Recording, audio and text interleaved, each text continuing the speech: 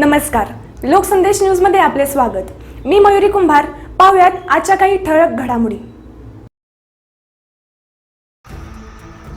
माननीय नामदार जयंत पाटील साहेब यांच्या शिफारशीने गठीत झालेल्या संजय गांधी निराधार योजनेची मीटिंग ज्योती आदाटे यांच्या अध्यक्षतेखाली पार पडली। या आजच्या मीटिंगमध्ये एकूण 205 प्रस्ताव ठेवण्यात आले। यापैकी 103 मंजूर करण्यात आले। यामध्ये विधवा, परित्यक्त्या, घटस्फोटिता, कुमारिका, दिव्यांग, वृद्ध, निराधार यांचा समावेश होता। तसेच 38 प्रस्ताव अपात्र करण्यात आले। शासनाच्या आदेशानुसार अपात्र शोध मोहीम असा सर्वे करण्यात आला। एकूण 786 प्रकरणाचा फेर सर्वे करण्यात आला। यातून 57 प्रकरणे अपात्र निघाली। तसेच काही तक्रारी आल्याने त्या प्रकरणाची पुनश्च चौकशी करण्यात आली असता 17 प्रकरणे निकाली काढावी लागली। आजपर्यंत 5 बैठका झाल्या। समिती स्थापन झाल्यापासून या 8 महिन्यात 528 प्रस्ताव आले। त्यातून 143 निकाली काढावे लागले। यामध्ये वय बसत नाही, मूल सज्ञान आहे म्हणजेच 25 वर्षेच्या पुढील आहेत, रेशन कार्डवर फेरफार, खाडाखोड करणे, चुकीची माहिती सांगणे, विवाहित असता अविवाहित सांगणे, मूल असून मूल नसल्याचे सांगणे, अशा गोष्टी समितीच्या व प्रशासनाच्या लगेच लक्षात येतात। त्यामुळे अध्यक्ष ज्योती आदाटे यांनी लाभार्थ्यांना कळकळीने आवाहन केले आहे की त्यांनी दलालाच्या पासून सावध राहावे। ते आपणास केवळ पैशाच्या लोभापायी चुकीच्या पद्धतीने प्रस्ताव दाखल करण्यास सांगतात, परंतु त्याचा काहीच उपयोग होणार नाही। अशी प्रकरणे निकालीच काढली जातील। विनाकारण आपला पैसा वाया घालवू नये। तसेच काही जण कित्येक महिने बँकेतून पेन्शन काढत नाहीत, याचा अर्थ त्यांना पैशाची गरज नाही असा होतो। त्यामुळे त्यांची पेन्शन पूर्णपणे थांबविली जाते।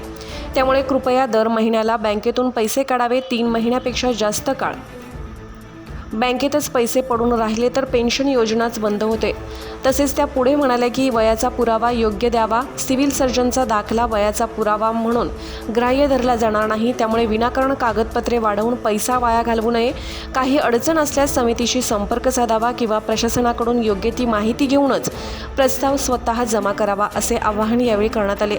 तसेच संजय गांधी निराधार योजना आपल्या दारी ही संकल्पना राबवित असून ज्यांना कोणाला आपापल्या भागात ही योजना राबवायची असेल त्यांनी समितीशी संपर्क साधावा, जेणेकरून लाभार्थ्यांना योजनेची सविस्तर माहिती देऊन त्याचे प्रबोधन केले जाईल, ज्यामुळे खऱ्या अर्थाने असणाऱ्या लाभार्थ्यांना याचा लाभ घेता येईल व ही योजना जास्तीत जास्त लोकांपर्यंत पोहोचावी, अशी भावना त्यांनी यावेळी व्यक्त केली।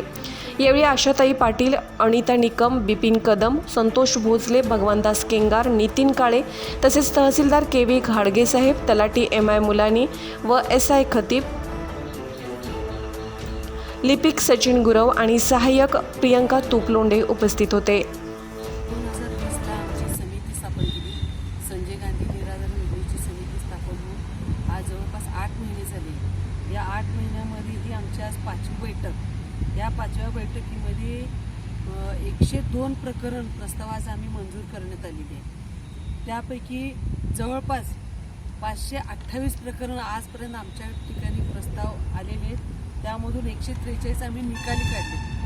निकाली काढण्याचं असे कारण आहे की एजंट लोकांच्या थ्रू हे जे काही प्रकरण टाकतात त्यामुळं ह्या प्रस्ताव देणाऱ्यांचं आतोनात नुकसान व्हायला लागलेलं आहे। कारण हे एजंट लोक कारण नसताना सिव्हिल सर्जनचा दाखला घ्या, कारण नसताना रेशन कार्डवर काहीतरी फेरफार करून त्याला कुठंतरी कागद लावून चिकटवून त्याचे फोटो काढले जातात। हिथं त्यांची प्रकरणं टोटली निकाली जातात। कारण आम्ही बऱ्याच लोकांच्याकडून ऐकून आहे की 4-4, 5-5 हजार रुपये एजंट लोकांना द्यावं लागतं आणि तरीही जर तुम्ही असे पैसे द्यायला लागला, 2-2 वर्ष केटे घालायला लागला, तरी ही प्रकरणं आम्ही निकाली काढतो। का तर आम्हाला पूर्णपणे व्यवस्थित शासनाने दिलेल्या गाईडलाईननुसार, नियमानुसार आम्हाला हे प्रस्ताव मंजूर करावे लागतात। त्यामुळं माझी कळकळीची विनंती आहे की कोणत्याही एजंटच्या नादाला न लागता हे कुठलंही प्रस्ताव करणं क्लिष्ट नाही आहे, हे पहिलं समजून घ्यावं लाभार्थ्यांनी आणि स्वतःहून प्रकरणं मंजूर करण्यासाठी, प्रस्ताव तयार करण्यासाठी स्वतःहून कागदपत्राची जुळणी करावी। अगदी 100-200 रुपये ही सगळे प्रकरणं होऊ शकतात। विनाकारण 4,000-5,000 घालू नये।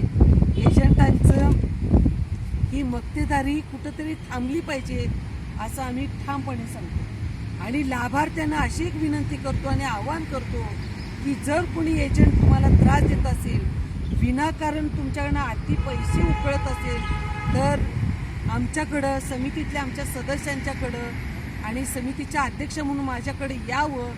किंबहुना जरी तुम्ही डायरेक्ट प्रशासनाकडं, आमचे तहसीलदार घाडगे साहेब म्हणून आहेत, त्यांच्याकडे जरी अप्रोच झाला तरी चालेल. त्यांच्याकडून माहिती घ्या, आम्हाला विचारा, आम्ही निश्चित तुम्हाला मदत करायला तयार आहे. शासनाने अशी काही गाईडलाईन केलेली आहे की अपात्र शोध मोहीमचा सर्वे, शोध मोहीमच्या सर्वेमधून 786 प्रकरणं आली होती. या 786 प्रकरणामध्ये 57 प्रकरणे अपात्र निघालेली. अजून इथून पुढे सांगावंसं असं वाटतं की जे कोणी अपात्र असतील, ज्यांची मुलं सज्ञान झाली असेल, ज्यांचा आर्थिक स्तर वाढलेला असेल, त्यांनी स्वतःहून यावं. अशी वेळ येऊ नये की त्यांची प्रकरणं अपात्र करावी लागत आहेत. त्यांनी स्वतःहून शासनाला मदत करावी, जेणेकरून जे गरजू लोक आहेत त्यांना त्याचा लाभ घेता येईल. दुसरा विषय मला सांगावंसं वाटतं की आत्ताच्या याच्यामध्ये एका महिलेचं वय 65 वय पूर्ण आम्हाला दिसून आलं. म्हणजे ते अपात्र काढलं होतं, पण आम्ही उगाचच अपात्र कुणाचं काढत नाही, त्याचं पुन्हा एकदा चौकशी केली, बघितलं. आजच्या तारखेला त्यांचं वय पूर्ण बसत असल्यामुळं ते आम्ही पात्र करून टाकलेलं आहे. रेशन कार्डावर काही जण असे काही पट्ट्या लावून, कागद लावून, चिकटवून असे काही करायचा प्रयत्न करतात. त्याला कृपा करून बळी पडू नका, जेणेकरून आम्हाला फार बारीक लक्ष घालावं लागतं. आजच्या मीटिंगमधून एक प्रकरण असं निघालं की त्यांनी 2 वर्ष पेन्शनच काढली नाही. आपण ही पेन्शन योजना शासनाने कशासाठी काढलेली आहे की त्यांचं उदरनिर्वाह चालावा. जर एखादी बाई 2-2 वर्ष जर पेन्शन काढत नसेल तर तिला पेन्शनची गरजच नाही असं दिसून आल्यामुळं ते आम्ही अपात्र केलेलं आहे. सगळ्यात महत्त्वाचं म्हणजे नियम असा आहे, एखादी महिला किंवा एखादा पुरुष 3 महिन्यापेक्षा जास्त काळ जर बँकेत पैसा राहिला आणि जर 3 महिन्यापेक्षा जास्त पैसे काढले नाही तर ते ॲटोमॅटिकली अपात्र होतं. मी पुन्हा विनंती करते माझ्या आता असलेल्या लाभार्थ्यांना आणि होऊ घातलेल्या लाभार्थ्यांना की तुम्ही एजंटांना बळी पडू नका. स्वतःहून बँकेत जाऊन पैसे दर महिन्याला काढा, जेणेकरून तुमचं नुकसान होऊ नये. या ठिकाणी आज आमची ही 5वी बैठक झाली.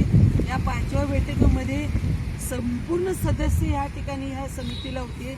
आज आप्पासाहेब ढोले दिसत आहेत, भगवानदास केंगार आहेत, नितीन काळे आहेत, आमच्या अनिता निकम मॅडम आहेत, आशाताई पाटील आहेत.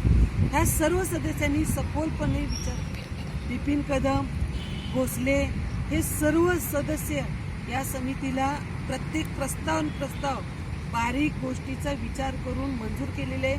आम्ही अशा पद्धतीने प्रयत्न केलेला आहे की कोणावरही अन्याय होता कामा नये आणि कोणी बोगस प्रकरणं आम्ही सहन करणार नाही. जर एजंट लोकांना वाटत असेल की आम्ही दाबून एखाद्याचा प्रस्ताव करू आणि पैसे काढू, ते सहन होणार नाही. लाभार्थ्यांना पण सांगू की जर त्यांनी मिसगाईड केलं असेल, तुमच्याकडे मोठ्या प्रमाणात पैसे उकळले असतील, तर तुम्ही त्यांचे पैसे वसूल करून घेऊ शकता. कारण हे एजंटांना सगळ्यांना माहिती आहे, कल्पना आहे की 25 वर्षाच्या पुढील व्यक्ती असेल, पेन्शन मिळत नाही, 21,000च्या पुढं सदन परिस्थिती असेल, पेन्शन मिळत नाही. हे सर्व एजंटांना कल्पना असून सुद्धा तुम्हाला जर भरीस पाडला असेल आणि तुमच्याकडून पैसे काढले असेल तर तुम्ही त्यांची वसुली करू शकता.